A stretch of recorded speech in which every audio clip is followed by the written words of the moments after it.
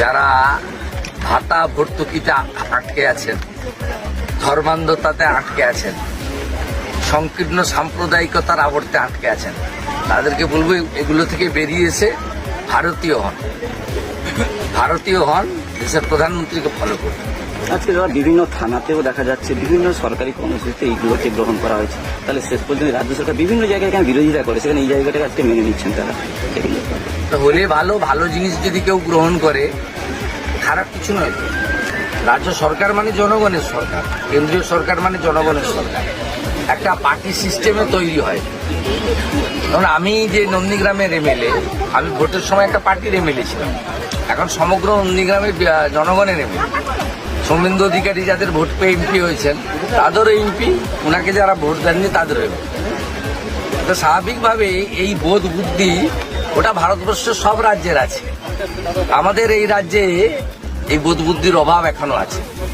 এটা যদি কাটে ভালো। পাশের রাজ্য উড়িষ্যায় ভারতীয় জনতা পার্টির সরকার হয়েছে, 4 বারের এমএলএ মোহন মাঝি, একেবারে প্রান্তিক মানুষ, তিনি মুখ্যমন্ত্রীর দায়িত্ব নিয়েছেন।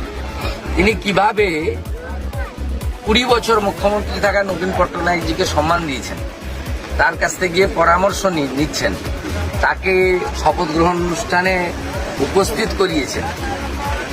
উড়িষ্যা আমাদের হাব, আমরা 42টা লোকসভা, উড়িষ্যা 21টা লোকসভা। তো উড়িষ্যাকে দেখে বাংলাকে শেখাও।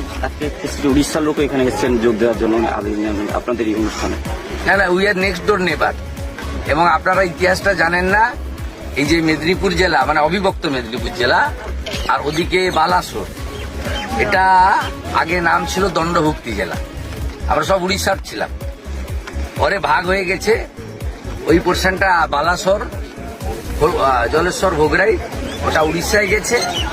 আর ঝাড়গ্রাম, মেদিনীপুর, কাঁথি, দীঘা, আমরা তখন অবিভক্ত মেদিনীপুরে গেছিলাম। পরে প্রশাসনিক কারণে 3 মেদিনীপুরে বিভক্ত হয়েছে। আমাদের এখানে ফুড কালচার, ফখল, পান্তা, সবচেয়ে বড় এখানে আমাদের সুস্বাদু এবং প্রিয় খাদ্য। গুন্ডি পান, দোক্তা পান, উভয়ের আমাদের।